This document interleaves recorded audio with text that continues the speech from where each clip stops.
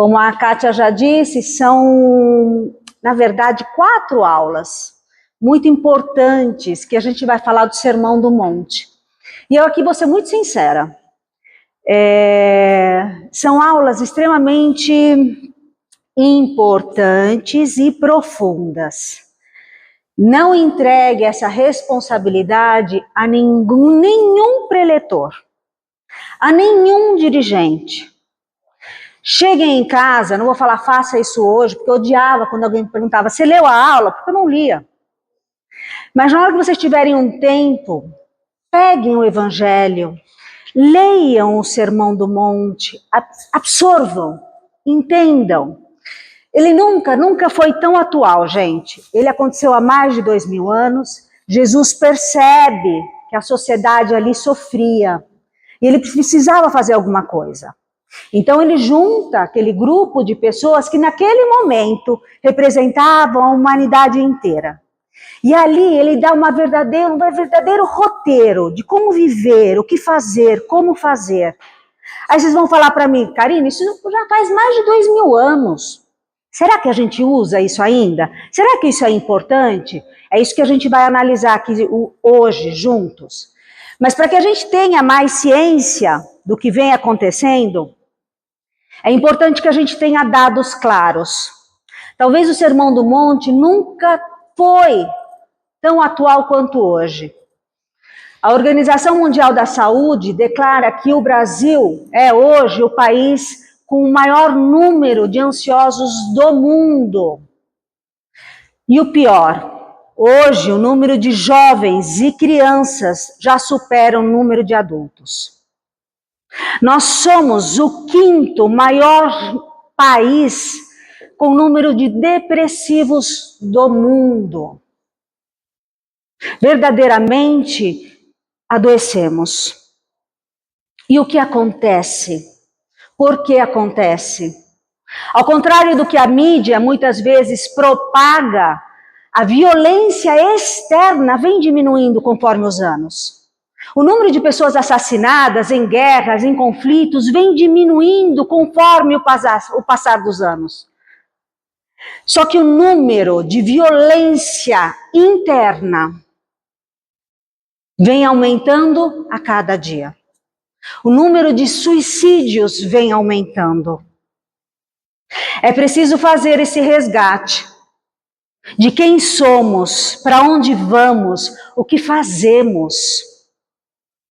E esse Sermão do Monte, juntos aqui, eu não vim aqui dar uma aula, eu vim conversar com vocês juntos, e a gente vai analisar algumas orientações que ele nos dá.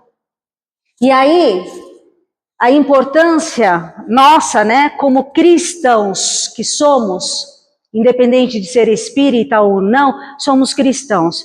Nós temos líderes de grandes religiões dizendo e falando e atestando a importância do Sermão do Monte. Se alguém quiser ler para mim, eu agradeço. Por favor. O Sermão da Montanha é a mais bela página da humanidade. Ainda que se perdêssemos livros sagrados de todas as religiões, só se salvasse o Sermão da Montanha, nada estaria perdido.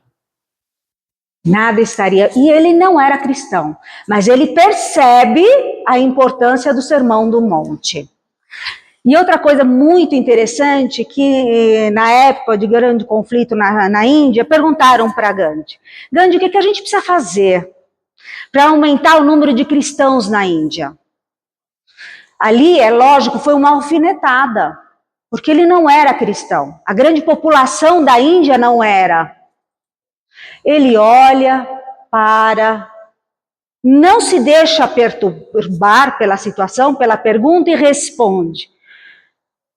Para que o cristianismo realmente deslanchasse na Índia, os cristãos deveriam agir como Cristo agiu. Então é uma certeza que nós, como cristãos, temos que nos espelhar em Jesus. Ser como ele vai ser muito difícil, gente. Eu não vou falar que é tudo flores, que é tudo muito fácil, mas não é impossível. É uma questão de decisão. E o processo é paulatino, é diário, é constante. E é isso que a gente vai ver Combinado? Eu vou falar... Gente, está meio desenquadrado porque eu tenho um aparelho. Eu tive que converter aqui, então as palavras às vezes saem meio desencaixadas, mas dá para entender. A gente vai falar sobre as bem-aventuranças. Bendito seja, feliz daquele. Então nós vamos falar da parte positiva desse Sermão do Monte, tá bom? O que a gente precisa para ser feliz?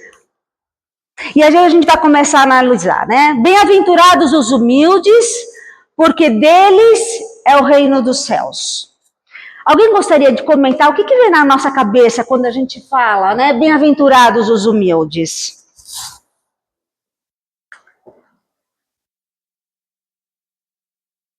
Alguém gostaria de arriscar? Geralmente se remete humilde quando a pessoa é muito pobre, muito... Assim, na verdade, não é essa situação, porque tem muito pobre aí que é mais arrogante que... né? Exatamente. Humilde é aquele que faz as coisas, eu entendo assim, né? Que se dispõe a fazer sem ter nada em troca e faz por amor ao que ele vai direcionar. Muito importante que ela falou. Alguém mais? Talvez agir com simplicidade, para não exaltar quem é você. Tentava se colocar a outra pessoa na sua frente. Exato. É observação importante também. Colocar no lugar do outro. Sim. Do lado, né? Cada lado. Tenta se colocar no lugar daqueles que você acha muito importante. Leva, né? A autoestima, o amor ao próximo. É verdade, é bem isso. E é isso mesmo, né? A gente observando como a gente pode imaginar isso, por muitas vezes nos remeteram que quem fosse humilde financeiramente encontraria o reino dos céus. E o que Jesus nos traz aqui é algo muito diferente. A verdade é que todos nós passaremos pelo processo, independente do dinheiro que eu tiver ou a falta de dinheiro que eu tiver. O nosso erro é imaginar que aquele que tem muito dinheiro não passa por certos processos, iguais ao que não tem, é verdade, mas ele passa por outros. Ninguém vem a passeio, nós não estamos a passeio, nós viemos com um propósito de aprendizado, mas até para aprender, a gente precisa ser humilde e entender que todos nós estamos no processo. Eu estou aqui hoje falando da aula, não é que eu seja melhor que ninguém que está sentado. Pelo contrário, eu tive que vir para casa, eu tive que montar slides, eu tive que ler, eu tive que estudar, eu tive que ouvir de mim várias vezes para poder vir falar. Talvez eu precise ouvir mais do que vocês. Essa humildade a gente precisa ter.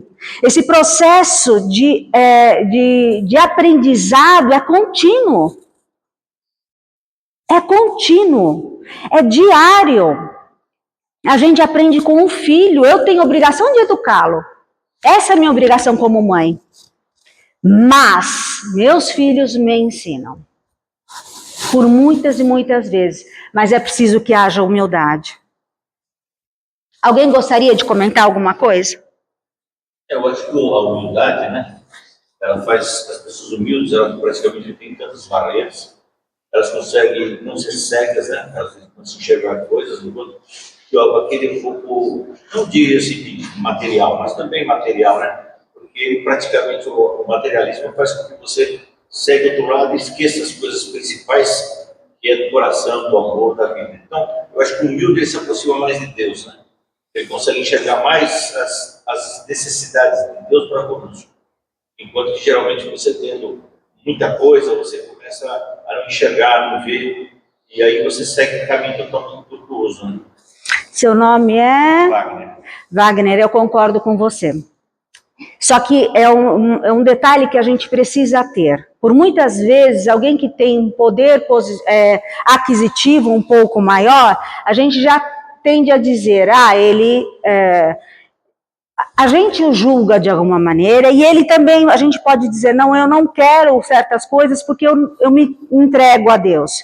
E isso é verdade. A nossa essência, quem a gente é, pelo que a gente está lutando, ela precisa vir de dentro, independente da nossa situação financeira. Eu não sei se vocês viram uma reportagem de um dos construtores da Cirela, um judeu. Ele vai doar da herança dele mais de 65 milhões de reais. Ele é um homem extremamente rico, está vivo, e vai doar 65 milhões. E de todo o rendimento que ele tiver, dos prédios que ele está lançando, ele vai doar a parte dele. Ele se junta com grandes industriais, para que eles também se comovam e façam a mesma coisa. Talvez o dinheiro para ele tenha sido o atributo para que ele toque corações. Ele não se deixou envenenar pelo materialismo. Ele usa isso com poder, porque o dinheiro te traz a escolha. O que eu faço com o dinheiro? Com o dinheiro eu posso ajudar um orfanato, eu posso comprar leite para crianças, eu posso usar drogas, eu posso me perder nos vícios que todo o dinheiro traz. É mais uma escolha nossa. E a vida tem esses desafios. A gente a todo momento vai ter que fazer certas escolhas.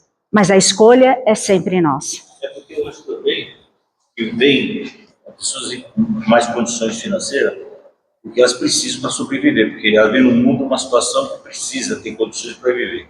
E outros vêm para aqui com condições para ajudar, né? Sim. Os exemplos que eles fazem. Como humilde também, tem um humilde que praticamente ele tem condições de enxergar, ver as coisas, e tem aqueles que se revoltam. Sim. Eles se revoltam, tem que passar por isso.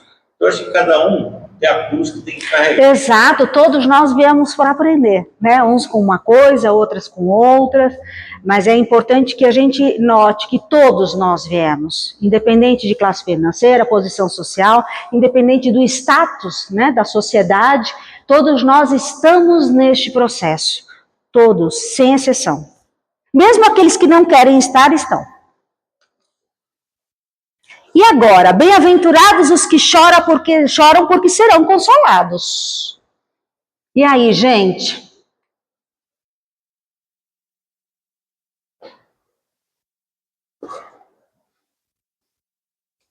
Aí vai pegar meio que um mimimi, né?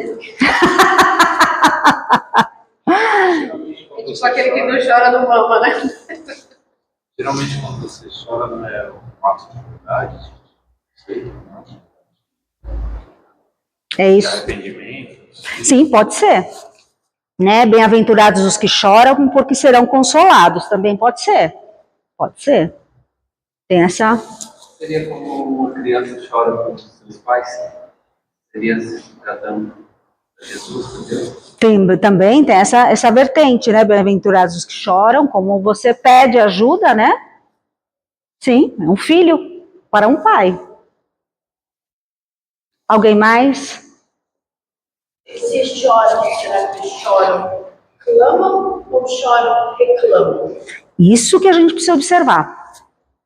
É, porque se chora, porque tem a criança que chora pai porque quer alguma coisa, tem uma dor e precisa de uma ajuda. Mas também tem o lado da criança que chora por mimo, por birra. E às vezes ela chora para pegar numa faca. E a gente sabe, né, os pais sabem que aquela criança de 3, 4 anos não tem condições de lidar com segurança com uma faca. E a gente vai dar? Não. Mas essa é a importância da gente entender, né? Bem-aventurados os que choram porque serão consolados. Gente, todo mundo chora. Todo mundo chora, de pobre a rico, de pessoas estudadas, as pessoas que não têm informação. Todos nós choraremos de alguma maneira. A questão é como a gente chora. Como a gente vem chorando diante dos desafios da vida? Né? Eu fico ali reclamando, né? Porque existem os processos que todos nós teremos. A nossa vida, ela não vem pré-ditada, ela tem pontos essenciais que a gente sabe. A gente assumiu do outro lado. Eu vou passar por certos momentos, vou. Outros a gente acaba decidindo aqui. Mas os grandes pontos da nossa vida já vieram marcados. Mas o que a gente faz com aquilo que a vida traz para a gente? Porque às vezes a grande pergunta não é o que a vida te traz, mas o que você faz com aquilo. O que você faz com aquilo que a vida te traz. Então essa é a importância da ressignificação do que acontece com a gente. E quando a gente é espírita, de verdade, gente, eu venho da religião católica, tenho tio padre. E eu só vim para o espiritismo porque eu perdi um primo assassinado, vésperas do casamento, eu não entendia. Então, o espiritismo te dá esse alicerce. Ele te explica, calma. Você não está sozinho, existe uma estrutura que cuida de você, existe uma equipe espiritual que te acompanha. Existe um projeto reencarnatório. Que não foi alienadamente, você vai viver isso. Não, a gente combinou. E provavelmente a gente pegou e a gente queria mais e mais desafios. E eles falaram, não, menos, calma, vai devagar, lá embaixo é diferente. Então nós, pode falar, desculpa. Eu acho que até o contrário, né, também é muito importante, né? Porque na história nossa, praticamente o maior mártires foi na época do Romano, até depois de Cristo. Sim. Né? Jogavam em praças, eles subiam, e esses mártires morriam em pé, sem medo nenhum. E os romanos, como tinha a força muito de ser fortes, heróis, eles começaram a ver esses mártires de uma forma diferente. Né? Por isso que dizem a história que até Constantino, né, que ele se marcou muito por isso também, pelos mártires que morreram, né? Porque, praticamente com o romano eles eram heróis, né? Entendeu? Ele não viu o cara morto lá por ser um judeu, por ser um cristão, por outro motivo, mas ele via a força dessas pessoas, né? E foi provado depois pelo próprio Gandhi, né? O Gandhi baixava a cabeça, levava a porretada na cabeça por causa do sal, né? Então o outro lado também tem essa força muito violenta. Isso é muito interessante porque tem um Novo Testamento por Emmanuel. E ele vem relatando alguma coisa parecida. Ele começa a relatar todos os sacrifícios que aquelas pessoas naquela época tiveram para confirmar, para dizer que eram cristãos, que acreditavam em Jesus. Eles morriam por isso. Eles morriam por falar que acreditam em Jesus. Né? E morriam de maneiras extremamente violentas, né? Cruéis, mas eles não deixavam, né? de acreditar, de falar, de viver a sua fé. Emmanuel pergunta no Novo Testamento, e nós hoje? Que cristãos nós somos? Que cristãos eles eram a ponto de acreditar, gente. De entender que existe um propósito, de entregar suas vidas, de pedir cura. De pedir que Jesus interviesse por situações que eles não controlavam. Por que nos falta essa fé? O mesmo Deus que curou pessoas, o mesmo Jesus que estava ali curando pessoas física, mentalmente, espiritualmente, é o mesmo que está aqui agora. Porque Ele mesmo nos disse, onde um ou mais estiverem em meu nome, eu estarei presente. Porque essa dificuldade de conexão, de entrega, de saber que existe sim um propósito para tudo. Os sofrimentos vêm, muitas vezes, não para que a gente sofra. A gente tem que tirar isso da nossa vida, gente. Para dizer, eu vim para sofrer, ninguém veio para sofrer. Nenhum pai bota a gente na vida, num processo para sofrimento. Mas a gente vem para aprendizado. É preciso que a gente ressignifique aquilo que aconteceu e entenda. Por que aquilo está acontecendo comigo? O que aquilo quer me ensinar? O que eu preciso aprender com isso? E outra coisa, e talvez eu seja dura agora, mas não é por mal, é porque eu precisei viver isso. Por muitas vezes a gente joga a culpa nas nossas reencarnações passadas. Ah, na outra vida eu devo ter sido muito ruim. Ah, eu devo ter feito muita besteira, porque nessa daqui, nossa, todo mundo me maltrata, ou me trai, ou é estúpido comigo, ou trai a minha confiança. Enfim. Para de jogar culpa nas vidas passadas e entenda o que eu estou fazendo hoje. Porque o meu passado acabou, eu não tenho como controlar.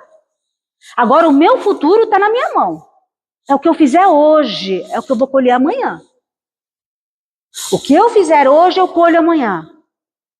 E não existe desculpa. Não existe, eu plantei cebolas, mas eu queria colher tomates. Não dá para fazer isso. Eu estava vendo esse assunto há algumas semanas atrás, no capítulo da Reforma Íntima, da parte dos melites. Quanto a gente se vitimiza diante de algumas situações. E quando você fala assim, sobre as pessoas lá atrás, com aquela fé, né? Os judeus acreditavam em aquela fé. Hoje, a gente teria muito mais condição de propagar a palavra, né, e os atos de Jesus. E o que muito me assusta é que hoje eu vejo cristãos, independente de ser espírita ou ser católico, eu vejo cristãos que utilizam o próprio Jesus apenas como um símbolo, inclusive na internet, virando meme, por exemplo.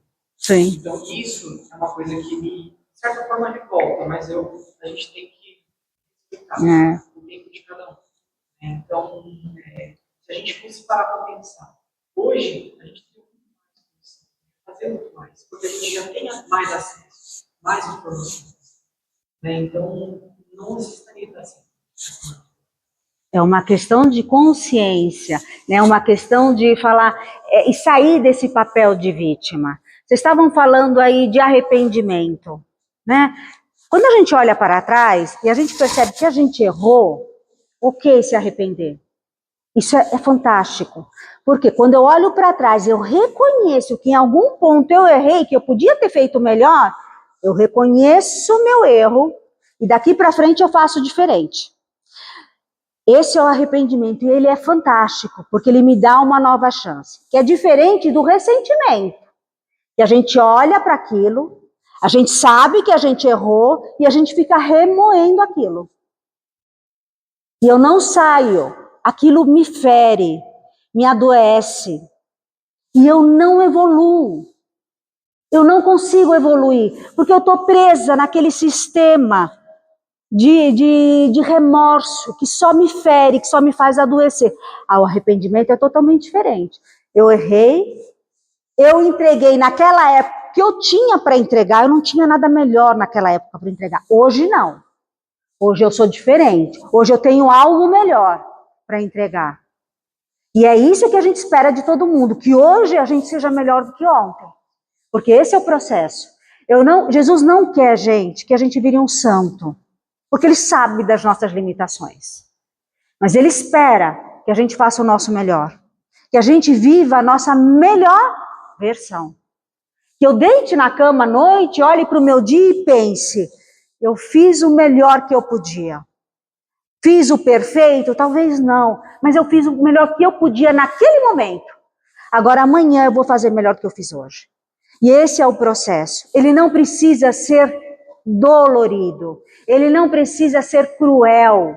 Ele precisa ser amoroso, de despertar novas possibilidades, de despertar novos caminhos. E entender que ninguém está amarrado a um presente ou a um futuro. Não. Nós iremos construí-lo. Nós somos co-criadores da nossa vida. Tudo bem? Eu tenho até que horas? Bem-aventurados os mansos, porque eles herdarão a terra. E aí, gente? Vem na mania. Para você faz de bonzinho, é de bonzinho.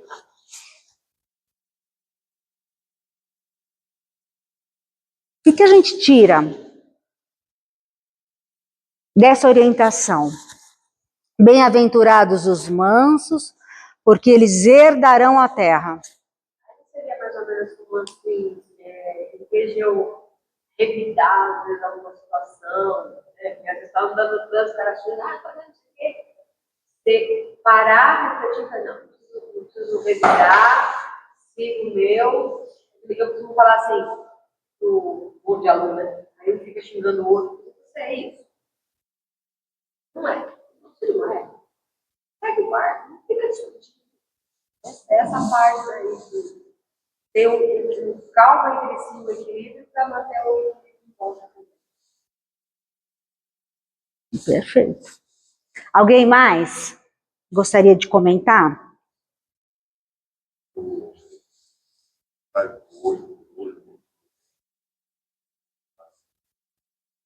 Sim, do Velho Testamento, né? Que olho por olho, dente por dente. Pagar a guerra e Também.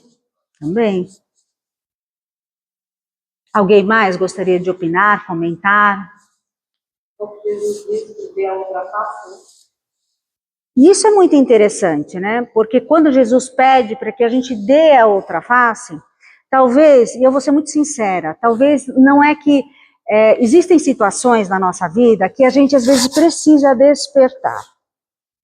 A gente não precisa passar por aquilo, mas a gente não precisa fazer como aquela pessoa fez com a gente. A gente oferece a outra face.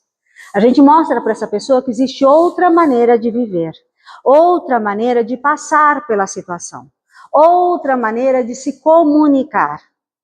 E isso é muito importante. O que diferencia hoje os seres humanos dos animais é a comunicação.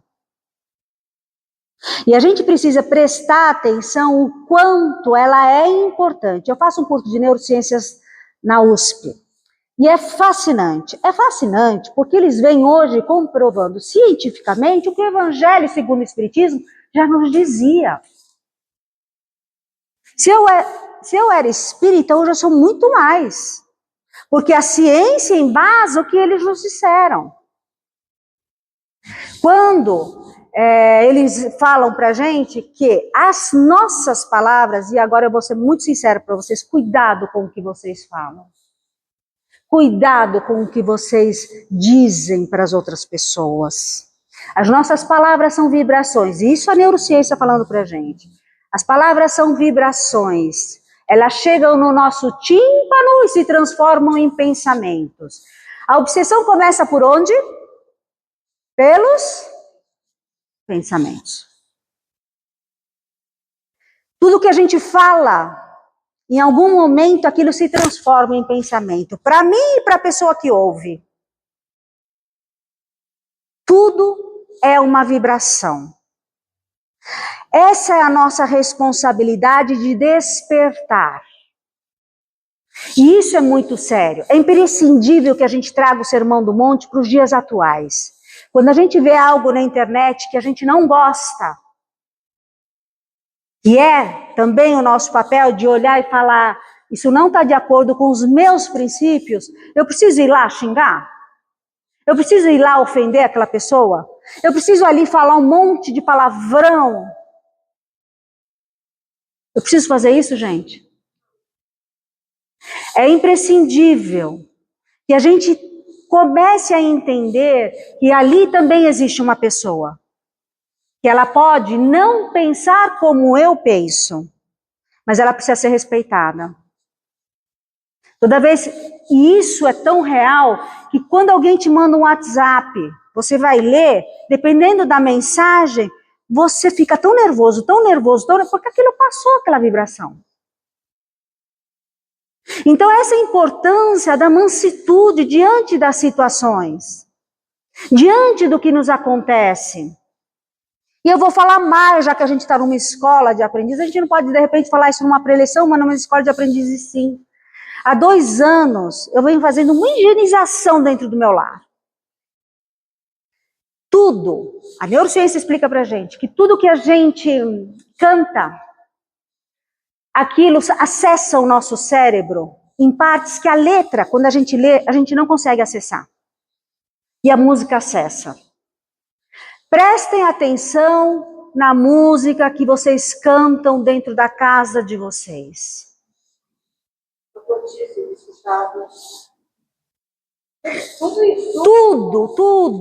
Tudo influencia. Agora a questão da música, porque eu fazia isso. E eu tenho uma filha de 13 e outra de 17 anos. Então falar para elas, cuidado com a música que você está ouvindo, essa música não toca dentro da nossa casa. Por quê, mãe? Eu falei, você prestou atenção na música? Porque eu também cantava, porque o ritmo era gostoso. Mas ela falava de desgraça, de traição, de tristeza, de mentiras. as meninas, eu vejo, eu já até passei, eu falei assim, gente, vocês estão se autodepreciando. É uma sala de 8º ano se autodepreciando. Eles falaram, não, nós somos ai, nós não valemos nada. Então aquilo foi embutido ali neles. E as músicas que eles escutam, as meninas escutam os funks que só depreciam as meninas. Vocês aceitam ser chamadas desse jeito? Isso é muito importante. Prestem atenção. E a partir daí, no início foi meio complicado, até porque meu marido gosta muito de música. Eu falei, você quer viver isso para sua vida? Não, então por que você está cantando? Nós atraímos, nós somos energia, gente. Nós somos espírito, nós somos pura energia. Não adianta vocês pedirem a paz universal se você não tem essa paz dentro de você. Se você não constrói essa paz dentro do seu lar. Preste atenção no que você assiste, nas notícias que você lê. E eu não estou falando para vocês ficarem alienados ao mundo e às notícias, não. Mas é preciso selecionar. Aconteceu, eu preciso saber, preciso até para rezar, até para orar. Eu preciso saber o que aconteceu. O que eu não posso é me alimentar o dia inteiro daquela notícia. Porque aquilo me alimenta. Como eu alimento o meu corpo, eu alimento a minha mente e o meu espírito. E como a gente vem alimentando a nossa mente. Como a gente vem aumentando o nosso espírito. Como é que as pessoas não vão herdar a terra prometida? Não, com mansitude, se a gente só escuta a tragédia. Se a gente é incapaz de ser amoroso no momento de dar uma orientação. E eu vou falar mais, quem aqui tem família sabe, às vezes a gente é muito educado na rua. E dentro de casa, você vai pedir um copo d'água, fala, vai lá pegar um copo d'água. Gente, a gente não faz isso com as pessoas da rua. Olha para o teu filho, para o teu marido, olha e fala, por favor, você não pode fazer um favor para mim? O quê? Pega um copo de água para mim. Ele trouxe, fala, obrigada, te amo. Gente... Por que a gente grita em voz alta e não diz eu te amo em voz alta? Por que essa dificuldade de falar que aquela pessoa é importante para você? Por quê? Amar é um privilégio e é também uma decisão. É uma tomada de decisão. Eu preciso decidir. Karina, eu não amo. Você está na mesma casa? Estou. Então você assumiu esse compromisso. Você assumiu esse compromisso. Então assuma, viva esse compromisso. Emmanuel nos diz o seguinte, entre os grandes arrependimentos da gente, quando a gente retorna para a pátria espiritual, eu não fiz tudo o que eu podia ter feito. Eu não fiz tudo aquilo que eu podia ter feito. Gente, quem vem aqui na psicografia vê. Às vezes a pessoa foi acontecer alguma coisa, a pessoa não disse para a pessoa que ela mais amava na vida o quanto ela era importante para ela. Pequenas coisas, pequenos atos que mudam o dia de uma pessoa. Manda uma mensagem durante o dia, do nada. Isso é importante para mim. Estou com saudades. Mesmo que não esteja, gente, vai treinando aquilo. Porque a gente vai absorvendo. Do jeito que a gente absorve o ruim, a gente absorve o bom. É o mesmo formato também quando as pessoas não aceitam um elogio. Eu tinha esse perfil. Isso aqui. Não, isso aqui. Aí eu comecei a não. Obrigada. Aceitar. Eu não posso me envaidecer e me deixar perder naquele elogio. Obrigada, né? Eu fiz o meu melhor, consegui, então. É isso que a gente quer. Então, essas consciências, essas tomadas de consciências que a gente precisa tomar diariamente. E não esperar, o dia que eu for milionário, eu construo um hospital e dou, né, tratamentos para câncer, para, sei lá, para outras doenças, né, Alzheimer, tudo de graça. Não! Pode não chegar o dia, o que eu posso fazer hoje? Eu posso ir doar o sangue? Eu sou apta? Sou, então eu vou doar sangue. É fazer o bem, e isso foi uma coisa que eu aprendi dentro dessa casa. porque eu achava que eu era boa. E eu achava, juro que eu achava. Eu falava, gente, eu não faço mal para ninguém, eu sou uma pessoa boa. E aqui dentro, na escola de aprendiz do Evangelho, eu aprendi o seguinte, que não. E para ser boa, eu não podia só simplesmente deixar de fazer o mal. Eu tinha que efetivamente fazer todo o bem que estava ao meu alcance. Ele pode ser pequeno? Pode, mas eu posso fazer. Eu posso não fazer grandes doações? Eu posso, mas eu posso. De repente falar um bom dia para uma pessoa. Gente, tem tantas pessoas que trabalham, principalmente que trabalham no corporativo, em empresas. Às vezes a pessoa que está ali limpando o banheiro, ela é ignorada. As pessoas entram e saem e não falam bom dia. Os meus porteiros outro dia falaram assim, posso falar uma coisa, dona Karina? Eu falei, pode. Ele falou assim, as suas meninas são uma das meninas mais educadas do prédio. Eu falei, por quê? Eu já fiquei, por quê, né? O que aconteceu? Ele falou, não, elas não podem ver a gente que elas falam bom dia, boa tarde, obrigada. Eu falei, gente, isso é o básico de uma educação. Quer dizer, o básico já está virando exceção. O básico está virando exceção, e não é. Então, coisa simples, gente. A coisa é muito simples, a gente que tem mania de complicar tudo. Então a gente precisa, eu falo demais, eu preciso passar isso aqui.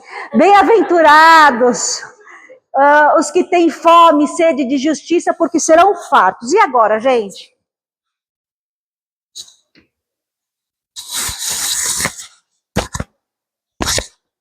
Eu vou ser sincera, se eu fosse espírita, talvez para mim isso aqui fosse muito complicado.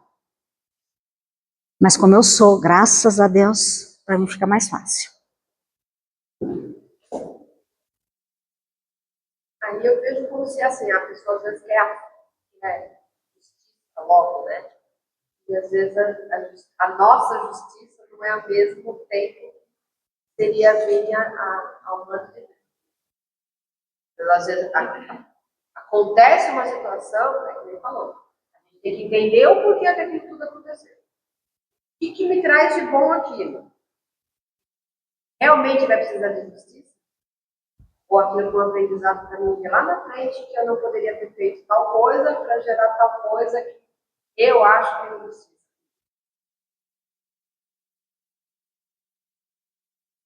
Alguém mais? Eu acho que ela pode ser um exemplo. Eu não vou ver da forma que eu quero ser tratada, da forma que eu quero o mundo ao meu redor, né? Ser justa nesse sentido. Sim. Ter fome, dá um exemplo. É isso mesmo. Alguém mais? A primeira palavra é o mais importante, né? Bem-aventurado, né? Não é o bem-aventurado. Se é bem-aventurado, ele pode ter fome. Ele sabe, pela fé dele, que amanhã vai vir a comida. Né? Ele sabe que amanhã vai vir a justiça. E ele vai ser farto porque é a tendência, porque ele tem fé. Ele é bem-aventurado. É para todo mundo. Exatamente. O problema dessa frase vem da época em que está sendo interpretado. Por exemplo, se eu fosse levar o pé da letra, a época que foi falado, pode ser que a sede de justiça seria a ira de Deus, ou a vingança, né? Ou coisa. Queimar na fogueira. Então, nós entendemos como justiça hoje, para mim, quando espírita, seria justamente a justiça de Deus. Porém, talvez em outro momento, em outra época, eu entenderia como um castigo por uma vingança. Exatamente. Alguém mais? É bem isso, né? Um pouquinho de todo mundo falou, né? A gente precisa, aqui é uma questão de fé. Eu vi vocês aqui falando, né? Fazer algo esperando que o outro, eu tenho que fazer simplesmente por saber que eu tenho que fazer. Se eu for esperar, né, que o outro me retribua, a gente esquece isso. Primeiro porque não faz bem para você. E a gente começa a entender que a gente é energia, e tudo começa na gente. Então eu emano uma energia. Quando eu faço alguma coisa, quando eu falo, quando eu penso, eu emano uma energia. Mas eu também consigo atrair para mim a mesma energia. Então todo bem que eu fizer vai chegar até mim. Pela mesma pessoa? Muitas vezes não. Muitas vezes não. Geralmente chega por outra pessoa. Chega através de certas situações que você fala, poxa, foi tão fácil. Então a gente precisa entender isso. Muita gente olha, isso a gente também como espírita tem que prestar muita atenção. Quando a gente olha para alguém que passa por um processo muito difícil, porque existem processos muito difíceis reencarnatórios, a gente olha para aquela pessoa e pensa, nossa, na outra vida ela deve ter sofrido muito. Pode ter, ou ter feito muitos erros, cometido muitos erros para estar sofrendo tanto nessa vida. Existem duas questões a se pensar. O que essa pessoa faz hoje? E outra questão, gente, a gente não vem só querendo reparar erros. Nós também, muitas pessoas vêm com processos missionários de amor. Muitas pessoas, isso é muito bacana a gente entender, que o Espiritismo traz essa clareza para a gente. Quando uma pessoa, um rapaz jovem, precisa vir às vezes e desencarnar. Gente, olha só, você está do outro lado, você sabe que você vai reencarnar, só que você vai desencarnar muito jovem. É a maior dor que uma mãe pode receber. Ele precisa de uma mãe aqui na Terra. Essa mãe, de alguma maneira, assume esse compromisso do outro lado. Ela assume com ele e fala, vamos, eu vou te ajudar. Então não é um processo kármico, mas é um processo de amor, de doação. E isso serve para doenças, isso serve para situações, isso também acontece com a gente. Pode ser um processo kármico, mas também pode ser um processo de amor. Então a gente tem que ter muito cuidado quando a gente olha grandes catástrofes e imagina aquelas pessoas de alguma maneira, na outra vida elas foram... ninguém tem esse controle. Talvez elas tenham vindo com um processo de resgate mesmo, mas de amor. Tem que a pandemia foi uma situação dessa. E veio para mostrar que as pessoas precisavam ter mais empatia com o próximo, mais amor ao próximo, mais cuidado com o próximo. E é esse despertar. É despertar. É que muitas das vezes ocorreu as guerras, né? Grandes pessoas, muita quantidade, né? A morte. Sim, trágica, sim. Toca muito mais. Uma pandemia, ela vem silenciosamente tocando um pouquinho de cada um. Mas se não melhorasse, haveria outras coisas para vir realmente tocar de uma vez. Sim, existe um processo. O que nos traz essa calma e entender que tudo é um processo? Nada, gente. Quando a gente olha para o mundo e vê certas coisas, eu aqui não estou para julgar ninguém. Mas quando a gente sabe que existe uma espera reencarnatória, existem milhares de espíritos querendo reencarnar, e outros já estão aqui na Terra e se vestem como animais, você fica pensando, eu acho que ele está perdendo a chance reencarnatória dele. Né? O que falta para ele saber o quanto ele é forte, saber o quanto ele está próximo de Deus, gente. Nós todos temos Jesus dentro de nós. Ele está aí dentro. Mas é preciso que a gente o acesse. Então, quando a gente olha para isso, você fala, o mundo está perdido, meu Deus. Não. Está tudo sob controle. A gente às vezes não entende muito bem esse controle. Mas tá, é essa entrega que eu faço. E as coisas vão acontecendo. As coisas vão acontecendo, elas vão se encaixando. Existe aí também um levantar de jovens muito bonito. Para quem tem filhos nos 13, 17 anos, existe um levantar de jovens muito bonito, gente. Isso a gente tem que entender que eles vêm com essa missão. Minha filha de 17 anos reza, que ela se ajoelha, ela é católica, optou por ser católica, e ela faz as orações dela com o terço, ela se emociona, ela chora com 17 anos.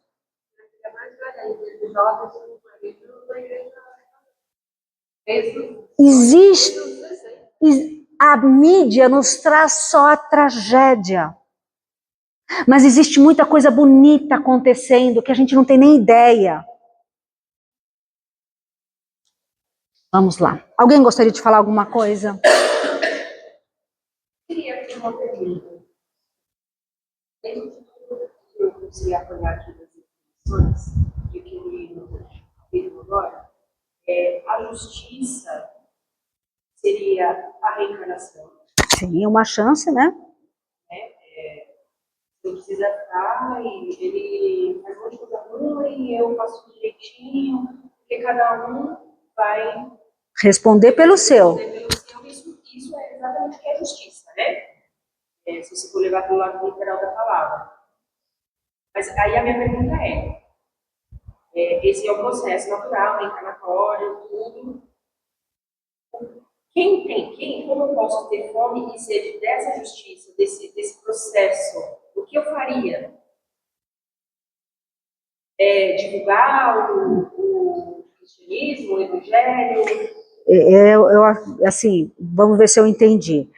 Aqui ele está, bem-aventurados que têm fome e sede de justiça. Para aqueles que têm sede de justiça. Eu acredito que hoje a gente tem o conhecimento que nos traz paz. Hoje, se você lê os livros espíritas, se você lê os livros de Chico Xavier, se você vê grandes, né, romances espíritas, você começa a entender que todos nós estamos onde precisamos estar. E isso nos traz calma, serenidade. Jesus estava numa época que ele talvez não pudesse falar tudo. As pessoas não tinham condições de assimilar o que... Ele não fala de reencarnação, gente, diretamente.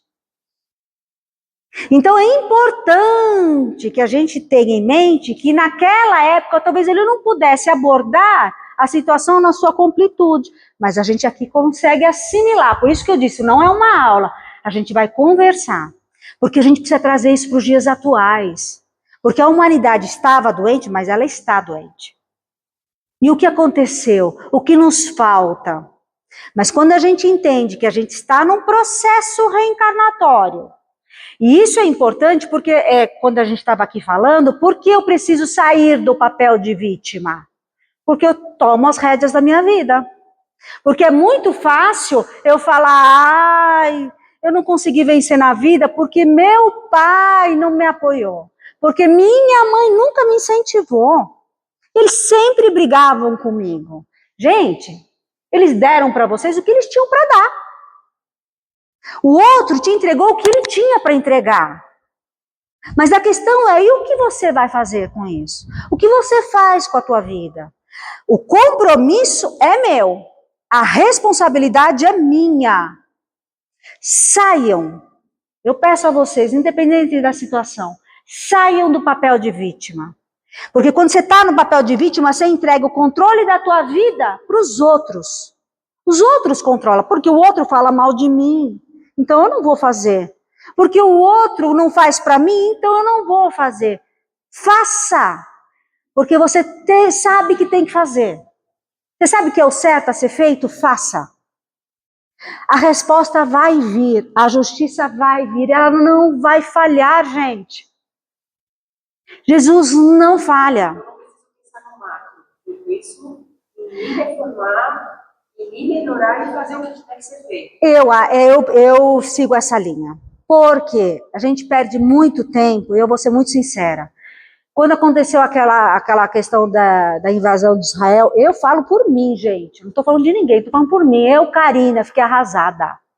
Arrasada, de sair de casa só para ir levar as filhas na escola buscar e ficar o dia inteiro assistindo aquele noticiário. Eu adoeci, foi uma semana que eu fiquei doente. E eu passei uma semana, a situação está igual. Porque eu vinha, poxa, a gente vai cometer os mesmos erros do passado? Como é que a gente aceita? Como que a gente...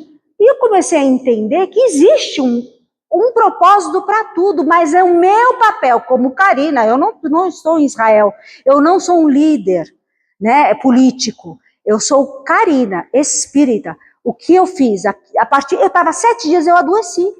E eu estava ajudando Israel, os judeus, as pessoas que sofreram, independente. Não, eu só alimentei aquela energia. Então eu precisava mudar a minha energia. A partir daquele momento eu comecei a rezar pela paz deles. Eu consigo fazer isso, eu devo fazer? Devo.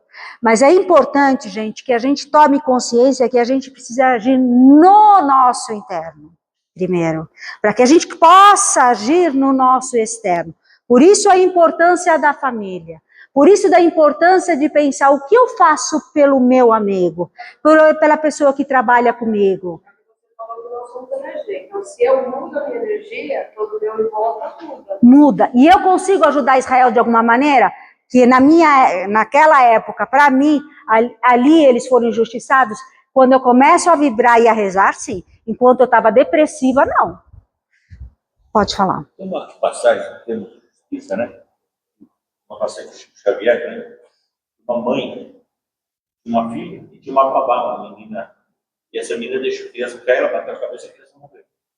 E a mãe pediu almoço e se revoltou, fez que ela fosse presa, e ela estava injustiçada que a moça tinha levado a criança e a criança veio a falecer. Aí ela foi para o Chico Xavier, né? Depois de muito tempo, depois de tanta revolta, depois de tantas passagens, situações, ela se isolou, teve uma vida assim, sofrida. Aí levaram ela lá, aí ela perguntou para o Chico Xavier por que aquela moça, né, aquela maldosa daquela moça fez isso. Agora, o meu filho, o Chico Xavier falou uma coisa assim, foi bem claro. Essa história do seu filho tinha que partir naquele estudo. Mas essa moça, quando antes de encarnar, ela se candidatou a pegar essa criança e sair do colo dela a morte da criança. Se saísse do seu colo, você mesmo não poderia aceitar, e você saberia toda essa revolta seria para você. Você poderia até praticar um suicídio. Tá vendo? Quando a gente começa a entender certas situações da vida pelo olhar espírita, né? Apoderem-se disso, gente. Né? Desses ensinamentos, leiam. Não entreguem a responsabilidade do conhecimento a ninguém. Nós sabemos, igual eu tenho aqui hoje para vir aqui, eu tive que fazer uma série, fiz por amor. Eu falei, eu preciso ir lá porque é bom falar de Jesus. Mas eu não posso ser responsável pelo conhecimento de vocês. Existe de vocês uma atitude que precisa ser tomada, de entendimento, de ler, de absorver. E de verdade, eu sou uma espírita que lê a Bíblia. Eu gosto de ver o Evangelho em toda a sua história. Eu leio o Evangelho segundo o Espiritismo. Eu acho que uma coisa completa a outra. Então, apoderem-se de tudo que Jesus nos entregou. Vivenciem isso, né, na sua completude. Aqui a gente vai falar sobre os bem-aventurados os misericordiosos, porque eles alcançarão a misericórdia. É o que a gente vem falando, né, da energia, o que a gente entrega, o que a gente recebe, o que a gente... Não existe aí uma desculpa. Não, eu entrego uma energia, eu recolho outra. Não. Diante da maneira que eu reajo, a vida reage comigo. E quando a gente entende isso, a gente tem uma vida também mais leve, e mais responsável, e mais feliz. Bem-aventurados os limpos de coração, porque verão a Deus. Não dá para ver Deus, gente, com o coração impuro. Não dá para ver a Deus com mágoa. Não dá para ver a Deus com críticas. Deus vive dentro da gente? Vive. Ele está aqui dentro e ele pulsa, pulsa, pulsa. Ele é pequenininho, e ele depende da nossa alimentação. Ele vai depender de mim, de você, de quanto a gente o acessa, de quanto a gente vai ao encontro dele. Mas isso é uma vontade, é uma decisão. Nós já estamos no processo de amadurecimento espiritual. Eu só vou passar um vídeo rapidinho antes que me expulsem, por favor, querido. E a gente converse e fecha essa aula.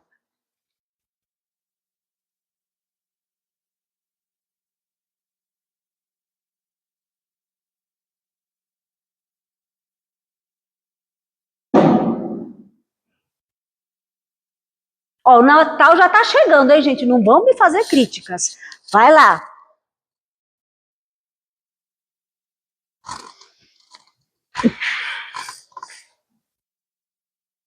Só preciso do som. Você põe um pouquinho mais alto?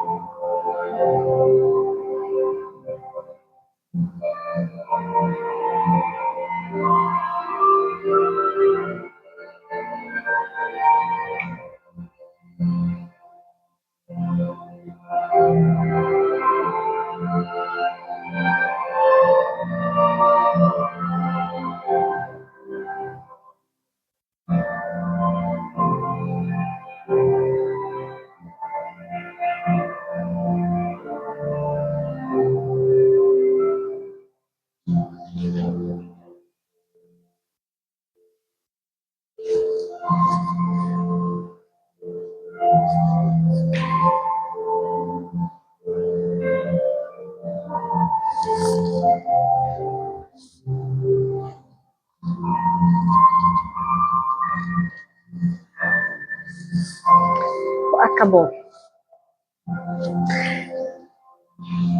Eu só queria que vocês, com esse vídeo, né, a gente começasse a assimilar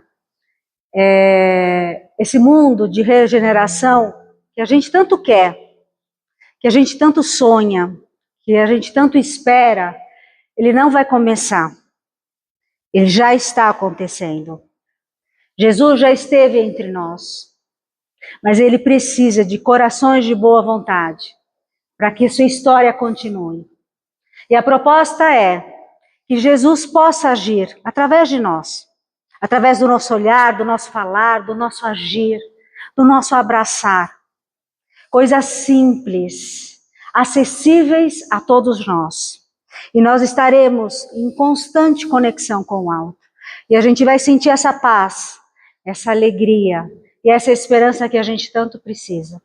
Tá bom? Ó, um beijo no coração de cada um. Foi um prazer estar aqui com vocês essa noite, tá bom? Qualquer coisa, se tiver qualquer dúvida, eles têm meu contato, tá bom?